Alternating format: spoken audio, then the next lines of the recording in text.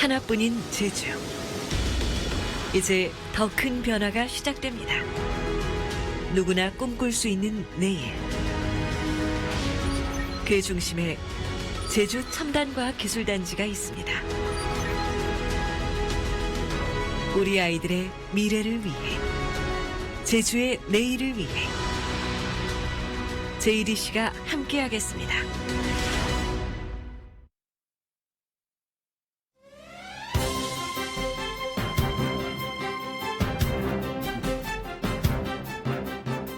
네, 시청자 여러분 안녕하십니까. 포커스인 제주 네 번째 판입니다.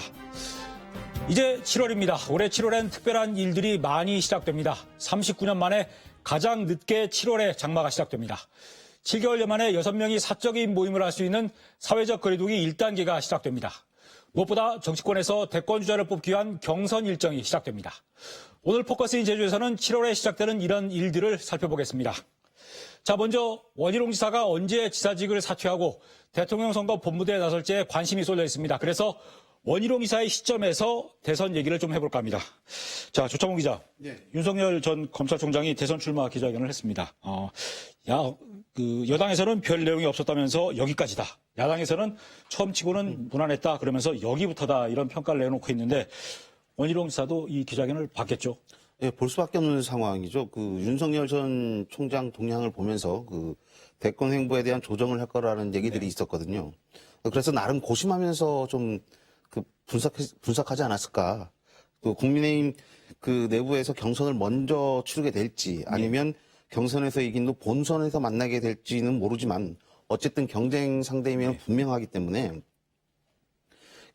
기자회견뿐만 아니라 앞으로 이제 윤 전 총장의 행보와 발언 그리고 발표되는 정책 내용까지 세밀하게 분석해서 차별화된 정책과 행보를 보이기 위해서라도 분명히 관심을 갖고 지켜봤을 것이라는 관측입니다. SNS에도 글을 올린 것 같던데. 그렇습니다. 기자회견 전까지만 해도 원 지사가 윤 전 총장을 SNS에서 직접 언급하지는 않았었어요. 말 그대로 정부와 문재인 대통령을 저격하는 내용들이 줄을 이뤄왔는데 윤 전 총장 기자회견 이후에 처음으로 페이스북에 윤 전 총장에 대한 글을 남겼단 말이에요.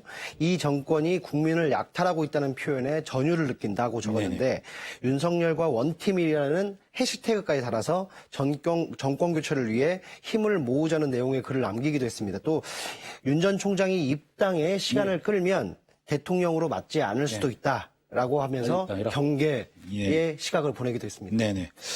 자, 이게 7월 1일자 지방지 기사들입니다. 원희룡 지사가 언제 출마를 선언하고 지사직을 사퇴할지에 관심을 상당히 많이 보이고 있습니다. 제주에서는 전체 대선판보다는 원희룡 지사의 거취에 더 관심이 많은데요.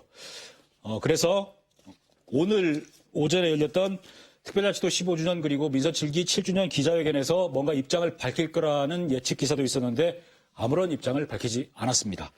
자, 조창국 기자가 어떤 얘기를 했습니까, 그러면은? 예, 민선 7기 7주년이 아니고 3주년 기자회견이고요.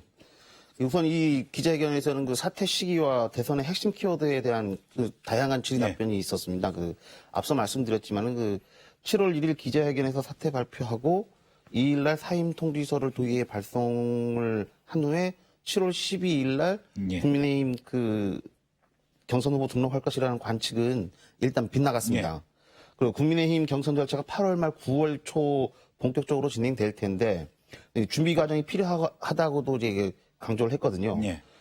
경선 참여 의지를 밝힌 이상 모든 것을 쏟아서 전력을 다할 생각이라고도 말을 했습니다. 그러면서 경선과 도정을 같이 수행할 수 있을지에 대한 고민을 하고 있다고도 좀 언급을 했는데요. 그러면서 구체적인 방법과 시기에 대해서는 도정에 대한 무한 책임을 다할 수 있는지 고민하고 있다고 이제 도정에 대한 무한 책임을 강조하기도 했습니다. 결국 사퇴 시기는 구체적으로 언급하지 않았습니다. 여야 후보군들이 속속 대선 출마를 선언하면서 원 지사가 적기를 기다리고 있는 것으로 지금 보이는데요. 그러면서 도민들께 마냥 기다리게 하지는 않겠다라고 말했는데 이번 경선 후보 등록 시기를 놓치면 어느 시기가 적정한지 계속 계산을 하고 있는 것 같아요. 계속 검토도 하고요. 그런데 이 시기가 언제가 될지는 사실 가늠하기는 좀 어려운 상황이라고 볼 수 있겠습니다.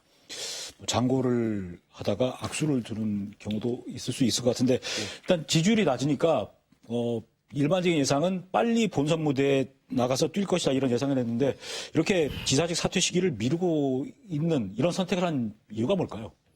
지금 당장은 윤석열 전 총장에 내가 모든 시선이 쏠려 있는 상태거든요. 네네. 또 앞으로도 당분간 이제 그 첫 번째 기자회견을 놓고 설왕설래를 하다 보면 그 윤석열의 그 언론과 여론 관심이 모아질 것이다. 네. 그리고 여기에다 최재형 감사원장까지 사퇴하고 대권 도전 네네. 의사를 직간접적으로 밝히지 않았습니까? 늦어도 다음 주 중에는 최 전 원장이 그 대권 도전에 대한 메시지가 나올 것이라는 관측이 우세한데 원지사가 지금 등판해봐야 그죠. 그 주목을 못 윤석열 전 총장이나 최 전 원장한테 가려서 주목을 받지 못하거든요. 네네. 실제 사퇴일은 사퇴할 것이라고 알려졌던 그 12일은 국민의힘 경선 후보 등록 예정일이었는데 이때 가장 먼저 경선 후보로 등록을 하면서 해서? 스포트라이트를 예. 받을 계획이었는데 그게 이 윤 전 총장과 최 전 원장의 사퇴와 대선 출마 선언으로 이제 위안부야가 돼버린 거죠. 예. 거기다 또 윤 전 총장의 그 대선 출마가 상상외로 파급 효과가 커졌어요. 예. 그래서 이제 이 원희룡 지사 같은 경우는 언제 이런 출마 선언과 사퇴 시기를 밝혀야 스포트라이트 받을지. 급부상할 수 고민하겠네. 있을지 고민할 수밖에 고민하겠네. 없는 상황이 돼버린 거죠. 예, 예. 민주당 경선 일정도 좀 영향이 있지 않을까요? 예, 게다가 더불어민주당에서도 예. 논란 끝에 당내 경선 일정을 예정대로 예. 진행하기로 했지 않습니까? 현재 이재명 경기지사, 정세균 전 총리, 추미애 전 법무장관이 마지막 날 대선 경선에 예비후보 등록을 했습니다. 모두 9명이 예비후보 등록을 해서 여당 대권 경쟁에도 현재 관심이 지금 예. 쏠려 있는 상황이에요.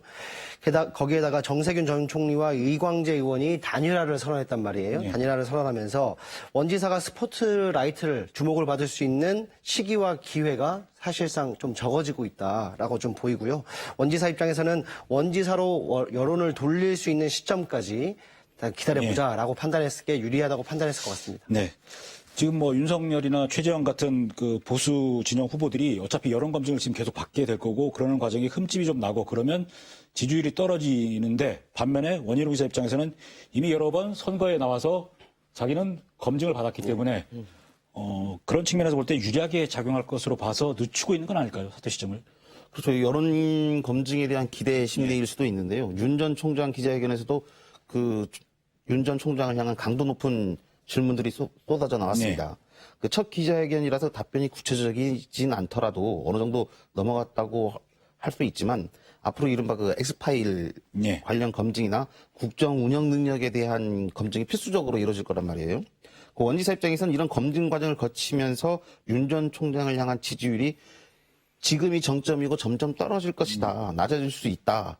이미 여러 차례 또 말씀하신 것처럼 선거에서 그 검증된 원지사가 오히려 젊은 층을 중심으로 지지층을 빠르게 확대할 수 있을 것이라는 기대를 하는 것일 수도 있습니다. 그 야권에서의 대안으로 윤 전 총장에 대한 거품이 빠지면 나머지 후보들에 대한 대안론으로 그 원지사를 급부상시킬 수 있는 전략적 포인트가 만들어지지 않겠냐는 관측입니다. 최재형 전 감사원장을 향해서는 여당 국회의원들이 이미 흠집 내기를 하고 있는 상황이거든요. 김재윤 전 의원의 사망을 놓고 2심 재판 담당 판사가 최 전 감사위원장이었고 정치적 판결을 내려서 1심에서 무죄인 사안을 2심에서 유죄로 바꿔버렸다. 대권도전 의사까지 밝히면서 결국 김 전 의원을 정치적으로 타살했다라는 글들이 SNS에서 계속 올라오고 있는 상황입니다. 자, 그리고 윤석열, 최재형, 그리고 김동연 전 경제부총리까지 모두 보수진영 후보로 분류가 되고 있는데, 아직 국민의힘에 입당도 하지 않았고, 언제 입당할지를 밝히지 않고 있습니다. 원희룡 지사 입장에서는 이 다른 보수진영 후보들이 입당 시점에도 촉각을 곤두설 수밖에 없는 상황 아닌가요? 예, 그렇습니다. 윤 전 총장은 기자회견에서 국민의힘과 정치적인 생각을 같이 하고 있다라고 말을 했는데요. 그러면서 국민의힘 입당은 조금 더 생각을 해보겠다는 입장만 보였습니다. 즉, 스스로 입당을 하는 것이 아니라 와서 모셔가면 그때 생각을 해볼게라는 그런 행태로 보여지는데요. 최재형 전 감사원장은 이달 초쯤에 정치 참여 여사를 밝힐 것이라는 관측이 나오고 있습니다. 대선에 관한 메시지를 전할 것이다라는 관측인데요.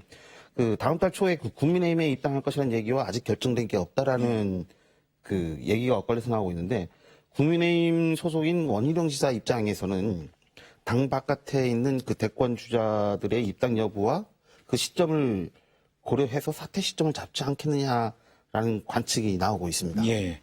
우선 쉽게 그 경선 방식 때문에라도 쉽게 입당하기 어려운 상황 아닌가요? 그렇습니다. 예. 국민의힘 대선 경선 규칙이 예. 당원 50% 그리고 여론조사 50%로 규정되어 있기 때문인데요. 당내 기반이 없는 대권 주자가 선뜻 입당해서 당내 경선을 치르겠다는 결정을 하기 좀 사실상 어려운 구조라고 볼 수 있겠습니다.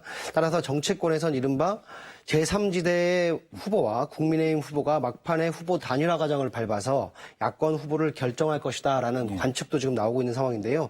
이 경우 제3지대 후보로 누가 거론되느냐가 국민의힘 대선 구도의 변수가 될 것이고 원지사 역시 여기에 예. 촉각을 곤두세우고 있는 것으로 보입니다.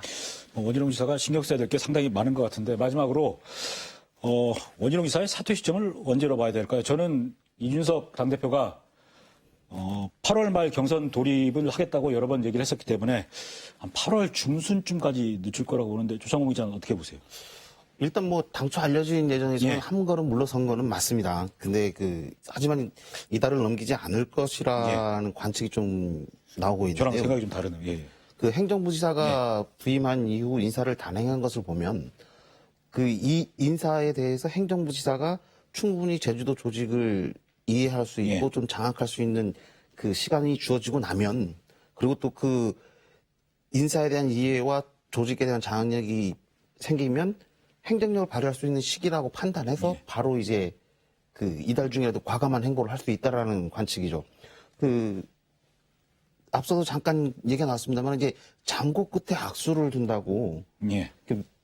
적기를 고른다면서 미루다가는 이도저도 아닌 예. 상황이 돼버리지 않을 것이 예. 아니냐는 좀 우려 섞인 목소리도 나오는 보좌진 측에서 나오고 있는 것으로 알려졌습니다. 그래서 7월을 넘기진 않을 것이다 이렇게 보고. 네, 그렇습니다. 김동욱 기자는 어떻게 보세요? 최근 원지사로서는 제가 봤을 때도 조급해할 수밖에 없는 상황이라고 보이거든요. 최근 여론조사 경향을 보면 원지사의 지지도가 아니라 인지도 자체가 현재 좀 낮아지는 경향을 좀 보이고 있는 상황입니다. 일부 대선 여론조사에서는 원지사를 아예 배제하는 경우도 심심치 않게 보이고 있기 때문인데요.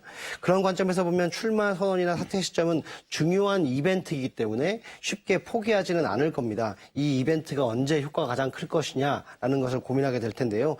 일각에서는 원지사가 이미 2-3권 정도의 저서를 통해서 예. 출판 기념회도 계속해서 열 계획이라고 하는데 출마 선언이 사퇴 이벤트 이후에 이어져야 한다는 점을 감안할 때 한 이달 중순 정도 아니면 19일에서 25일 정도가 되지 않겠냐라는 게 관측도 나오고 있고 저도 그렇게 좀 생각할 것 같습니다. 원희룡 지사의 사퇴 시점에 대해서는 관심사항이라서 계속 지켜봐야 될 것 같습니다.